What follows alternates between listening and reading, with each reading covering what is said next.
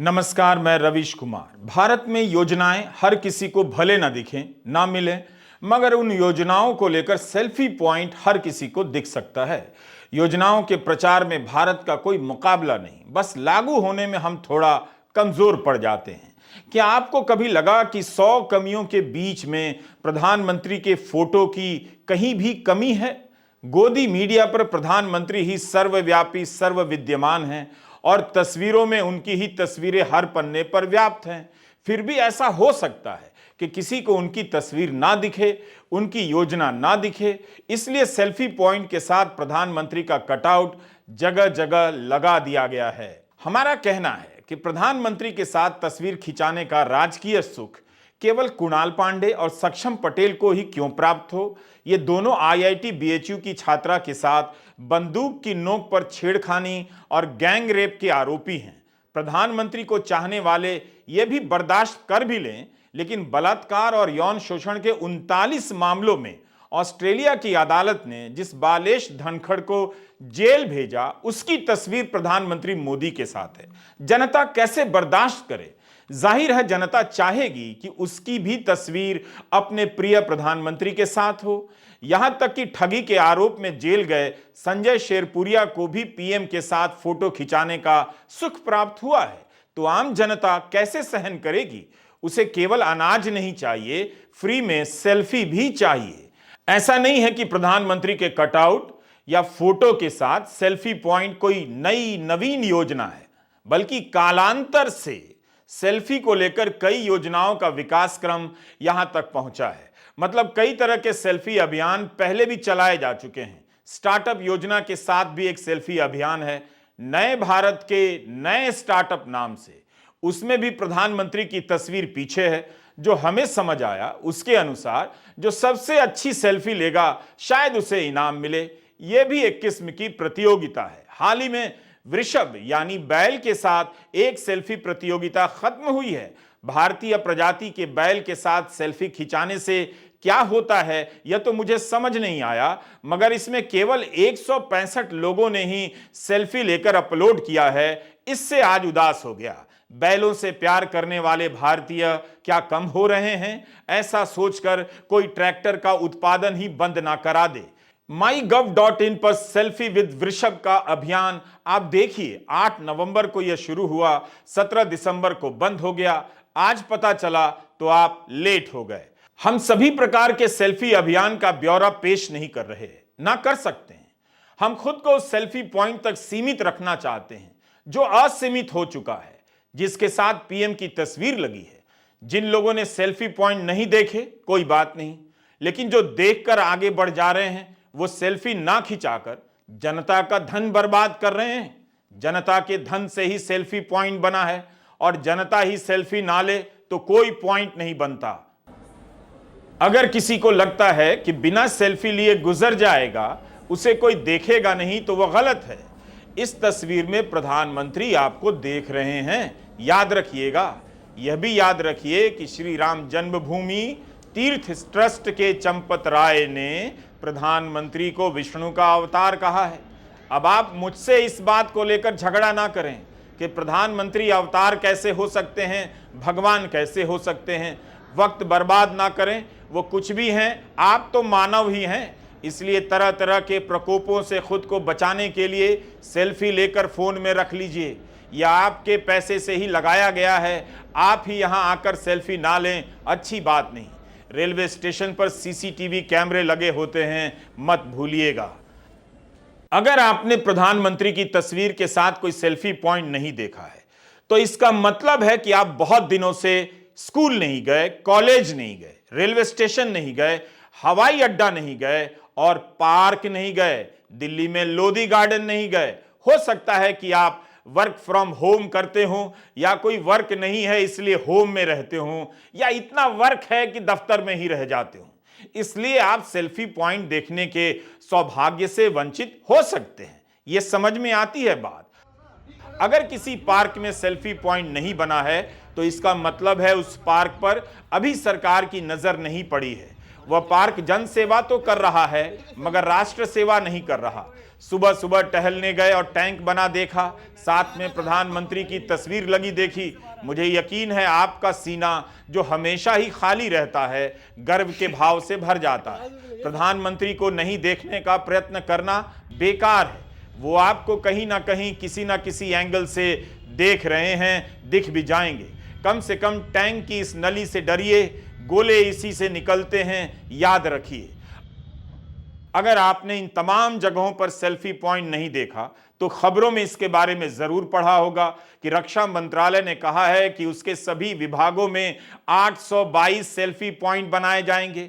इस पर भी कुछ पैसा खर्च हुआ होगा, वो आपका ही होगा। हमें पता नहीं कि सारे सेल्फी पॉइंट की सप्लाई कोई एक ही बंदा कर रहा है, या एक ही राज्य का कोई एक ही बंदा कर रहा है, या अलग अलग जगहों से सेल्फी पॉइंट की सप्लाई हो रही है। वैसे ये जानना तो चाहिए कि सेल्फी पॉइंट की सप्लाई कहां-कहां से हो रही है। आपने अखबारों में यह भी पढ़ा होगा कि रेलवे एक सेल्फी पॉइंट बनाने के लिए 1.25 लाख रुपए से लेकर 6.5 लाख रुपए खर्च कर रहा है। अब खबर आई है कि रेलवे के जिस अधिकारी ने सूचना के अधिकार के तहत यह जानकारी दे दी, उसका अकारण तबादला कर दिया गया। इससे पता चलता है कि अब सूचना के अधिकार से भी आप तक जानकारियां नहीं पहुंच पाएंगी। टाइम्स ऑफ इंडिया ने खबर छापी है कि 7 महीने पहले ही उस अधिकारी की नागपुर में डीपीआरओ के पद पर नियुक्ति हुई। 2 महीने पहले अच्छे काम के लिए रेल मंत्री ने सम्मानित किया, मगर एक सूचना क्या दे दी, तबादला हो गया। कानून के हिसाब से उस अधिकारी ने कुछ भी गलत नहीं किया, मगर यह दौर दूसरा है, उस हिसाब से लगता है उसने गलत कर दिया। सेल्फी पॉइंट पर वीडियो बनाने से पहले तरह तरह के सेल्फी पॉइंट देख रहा था। लगा कि योजनाओं की मंडी सजी है। कहीं टॉयलेट की संख्या बताई जा रही है, कहीं बताया जा रहा है कि 2 करोड़ युवाओं को स्किल की ट्रेनिंग दी गई है। से चलकर रामपुर, मुरादाबाद के रास्ते सबको पता है भारत चांद पर पहुंच गया है, मगर इसका सेल्फी पॉइंट बनाया गया है। कृपया ध्यान दें। गाड़ी अमृतसर रेलवे स्टेशन पर जो सेल्फी पॉइंट लगा है उसे देखिए ध्यान से। 2 करोड़ युवाओं को स्किल ट्रेनिंग दी गई है। यह सेल्फी पॉइंट उन सभी 2 करोड़ युवाओं को खोज रहा है कि जब भी यहां से गुजरें एक सेल्फी तो लेते जाएं। आप युवाओं का भी फर्ज बनता है कि इस वाले सेल्फी पॉइंट से ना बचें, कभी कतराएं नहीं। याद रहे, भारत सरकार अब मजदूरों को विदेश में सप्लाई करने के लिए कई देशों के साथ समझौते कर रही है। कहीं आपसे मांग दिया गया कि 2 करोड़ स्किल वाले सेल्फी पॉइंट की सेल्फी डालें तो खामखा इसकी तलाश में आपको अमृतसर स्टेशन जाना पड़ सकता है। जब सारी दुनिया उल्टी दिशा में जा रही हो तो उसी दिशा को सीधी दिशा घोषित कर देना चाहिए, एकमात्र राजमार्ग घोषित कर देना चाहिए। भारत की जनता वैसे ही जगह जगह पर सेल्फी खिंचाते रहती है। सेल्फी के चक्कर में कई लोगों ने जानें दे दी। यकीन ना हो तो आप इन खबरों को पलटकर देख लीजिए। सेल्फी के चक्कर में 2 भारतीय अमेरिका में 800 फीट गहरी खाई में गिर गए, मौत हो गई।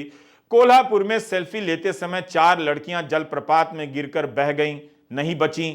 कानपुर में तो एक युवक फोटो के लिए नहर में कूद गया, उसकी मौत हो गई। वेब दुनिया की एक खबर है जुलाई 2023 की। सेल्फी खिंचाने के चक्कर में 72 घंटों के भीतर 8 लोगों की मौत हो गई। तो कहने का मतलब है कि अकेले प्रधानमंत्री मोदी सेल्फी को लेकर गंभीर नहीं है, बल्कि आम जनता तो इसके चक्कर में जान भी दे रही है। 2016 में खंडाला ब्रिज से गिरकर एक लड़की की जान चली गई, वह सेल्फी खिंचा रही थी। इस घटना के बाद महाराष्ट्र पर्यटन विभाग ने सारे जिला उपायुक्तों को पत्र लिखा कि पर्यटन स्थलों पर नो सेल्फी का साइन बोर्ड लगा दिया जाए, यानी सेल्फी ना ले, यहां खतरा है। अब जमाना बदल गया। 2016 से 2023 के बीच भारत विश्व गुरु हो गया है, इसलिए अब जगह जगह सेल्फी पॉइंट बना दिया गया है कि आप सेल्फी जरूर लें। यह तो मानना पड़ेगा कि सेल्फी के लिए जान कुर्बान कर देने वाली जनता के बीच प्रधानमंत्री ने सुरक्षित सेल्फी लेने का विकल्प पेश किया है। प्रधानमंत्री मोदी के कटआउट के साथ सेल्फी पॉइंट सुरक्षित स्थानों पर बनाए गए हैं। इतनी शानदार तारीफ तो गोदी मीडिया का कोई एंकर भी नहीं कर सकता। गोदी मीडिया का एंकर चाहे तो अपनी तरफ से कह सकता है कि सेल्फी की भूखी जनता को फ्री में सेल्फी की सप्लाई हो रही है। बस इसका नाम प्रधानमंत्री गरीब सेल्फी कल्याण योजना नहीं रखा गया है। अफसोस की बात है, प्रशासन की चूक है। इसके लिए जिम्मेदार अफसर का तबादला होना चाहिए। अगर आपको लगता है कि भारत में लोग सेल्फी को लेकर सीरियस नहीं हैं, तो आप गलत हैं। हर घर तिरंगा अभियान के तहत 10 करोड़ लोगों ने तिरंगा झंडे के साथ सेल्फी और फोटो खिंचाकर हरघरतिरंगा.com पर डाला है। अभियान तो हर घर का था, लेकिन 10 करोड़ लोगों ने इसे काफी गंभीरता से लिया और सेल्फी डाले हैं। इसकी भी आलोचना हो रही थी, मगर 10 करोड़ लोग फोटो खिंचाते रहे, हरघरतिरंगा.com पर अपलोड करते रहे। आमतौर पर सरकारी वेबसाइट के लिए nic.in, gov.in का इस्तेमाल होता है। .com अमूमन प्राइवेट होता है। इस वेबसाइट को चलाने वाला कौन है यह मुझे नहीं मालूम। चलाने वाला ही आकर बता दे तो राम जी उसका भला कर दें। हमारे पास ऐसा कोई जरिया नहीं है कि 10 करोड़ की संख्या को चुनौती दे सके, जांच कर सके। वैसे ऐसे दावों की ऑडिट होती तो बहुत सारा फालतू समय फालतू में खर्च हो जाता। इसी तरह हम सभी फालतू टाइम का इस्तेमाल कर चुके होते। फालतू समय का फालतू में खर्च करना भी राष्ट्रीय बचत है। अगर वाकई 10 करोड़ लोगों ने तिरंगा के साथ सेल्फी लेकर फोटो अपलोड किया है, यह बहुत बड़ी बात है। इससे पता चलता है कि प्रधानमंत्री नरेंद्र मोदी सेल्फी को लेकर अभी कई योजनाएं लेकर आ सकते हैं। इन योजनाओं का बहुत स्कोप है। अगर सरकार सेल्फी के मार्केट के हिसाब से समझा दे तो जनता तुरंत समझ जाएगी कि यह भी उसके फायदे के लिए है। पूछिए कैसे? IMARC इंपैक्ट इनसाइट्स ग्रुप एक मार्केट रिसर्च फर्म है। इनका एक शोध है कि दुनिया भर में सेल्फी स्टिक का बाजार $610 मिलियन तक पहुंच गया है और यह 2028 तक $740 मिलियन का हो जाएगा। 2023 से 2028 के बीच 3% से विकास होना तय माना जा रहा है। भारत की जनता आजकल 2030, 2035, 2047, 2090 में पूरे होने वाले लक्ष्यों को तुरंत समझ जाती है, मान लेती है।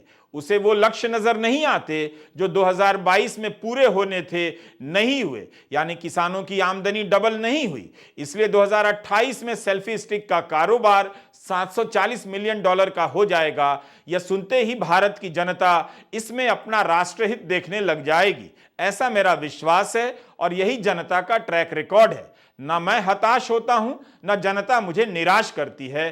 क्या ही क्वालिटी है! क्या आम आदमी की सेल्फी की चाह और प्रधानमंत्री की सेल्फी की चाह में कोई अंतर नहीं? बहुत अंतर है। आम आदमी सेल्फी लेता है, फोटो लेता है, हम सब जानते हैं। इसका मतलब यह नहीं कि हम उससे कहें कि आप हमारे कटआउट के साथ सेल्फी लीजिए। देखिए, आपको भी पता है कि हम सेल्फी की राजनीति पर बात करने जा रहे हैं, उसी के लिए वीडियो बनाया है। यह जो सेल्फी पॉइंट है, मौजूदा समय में भारत के लोकतंत्र के कैरेक्टर की झलक दे रहा है। सेल्फी उस दृश्य संस्कृति, विजुअल संस्कृति का हिस्सा है जिसके तहत आप किसी देश को, किसी सरकार को तरह तरह के विज्ञापनों के जरिए देखते हैं, महसूस करते हैं। सेल्फी का उद्गम तो सेल्फ यानी निज यानी मैं से आया, मगर अब यह राजनीति का भी हिस्सा है। ऑक्सफोर्ड डिक्शनरी ने 2013 के अंतर्राष्ट्रीय शब्द के रूप में सेल्फी को चुना था। यानी उस साल यह शब्द दुनिया भर का एक आम शब्द था। इसके 10 साल बाद प्रधानमंत्री मोदी ने सेल्फी पॉइंट को पॉलिटिकल पॉइंट में बदल दिया है, मतलब भी बदल दिया है। सेल्फी का मतलब होता है अपना फोटो लेना, उसे अपलोड करना, मगर यहां तो कहा जा रहा है कि आप अपनी सेल्फी पीएम के फोटो के साथ लें, उनकी स्कीम के साथ लें। यानी अपनी सेल्फी में 2 और कंटेंट शामिल कर लें, प्रधानमंत्री और उनकी योजना को। इसके लिए नए शब्द की जरूरत पड़ेगी। चाहे तो आप सेल्फी की जगह मोल्फी कह सकते हैं। ऐसी सेल्फी जिसमें मोदी और उनकी योजना का होना अनिवार्य है। ऑस्ट्रेलिया में एक ऑनलाइन फोरम ने 2002 में सेल्फी का इस्तेमाल किया था। इंटरनेट से हमें यही जानकारी मिली। दावा तो नहीं कर सकते, मगर यह जानकर दिलचस्प लगा। कि 2002 के बाद 2013 तक यानी 11 साल लग गए सेल्फी को जोर पकड़ने में। अब सेल्फी मोल्फी हो गई है, यानी ऐसी सेल्फी जिसमें मोदी का होना अनिवार्य हो, या जिस भी सेल्फी में मोदी हैं वो सेल्फी नहीं मोल्फी है। जैसे मीडिया अब गोदी मीडिया है। सेल्फी और लोकतंत्र के संबंध पर शोध होने भी चाहिए और हो भी रहे हैं। इस विषय पर कुछ किताबों के बारे में हमें पता चला। 2014 में ब्रुक वेंट की सेल्फी पर किताब आई, इसका नाम है the allure of the selfie. 2017 की किताब है सेल्फी सिटीजनशिप, इसे लिखा है एंडी कुंसमैन ने। 2018 में विल स्टार की किताब आई selfie how we became so self obsessed. Julia Eckel की एक्सप्लोरिंग द सेल्फी भी 2018 में आई थी। 2021 में किताब आई the world in a selfie an inquiry into the tourist age. Selfie democracy के नाम से किताब है, हमने नहीं पढ़ी, मगर इसकी लेखिका प्रोफेसर एलिजाबेथ लॉश बता रही हैं कि स्मार्टफोन आने के बाद नेता लोगों तक सीधे पहुंचने लगे, कभी प्रोपेगेंडा वीडियो के जरिए, कभी मीम के जरिए, कभी फोन के बाहर सेल्फी जैसे अभियानों के जरिए।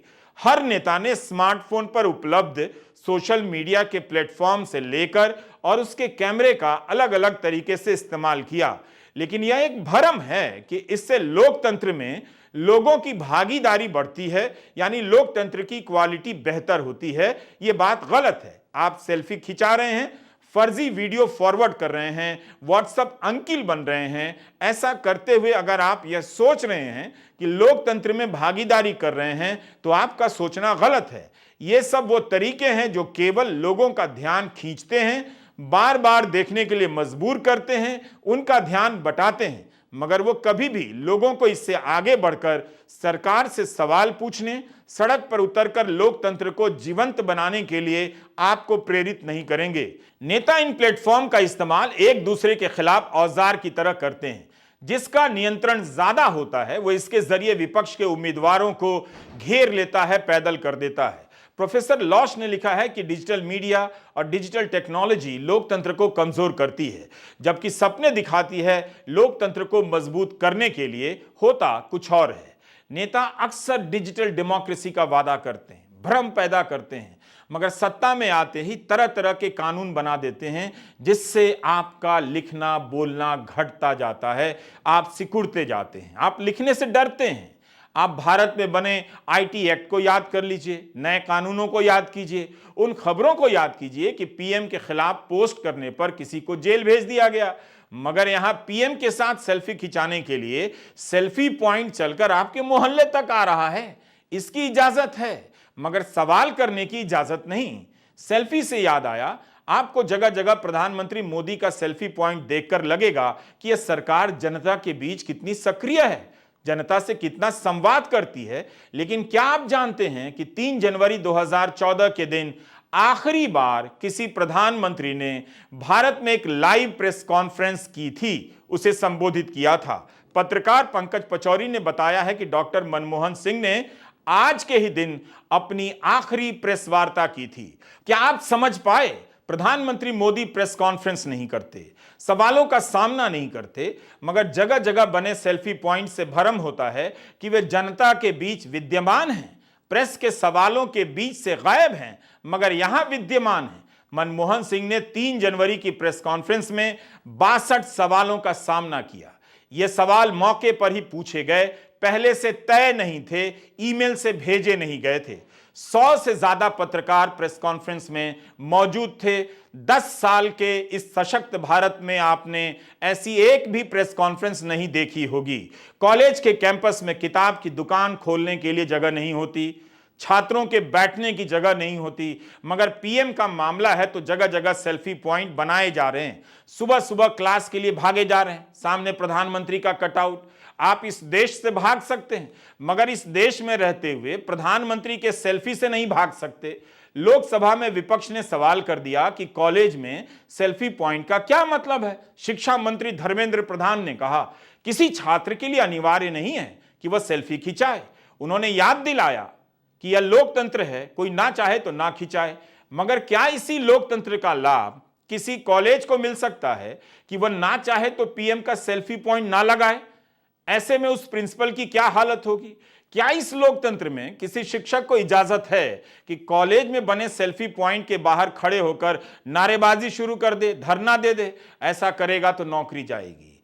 अगर आप इतना नहीं समझते तो आप बहुत क्यूट हैं, बल्कि बहुत म्यूट हैं। नमस्कार, मैं रविश कुमार।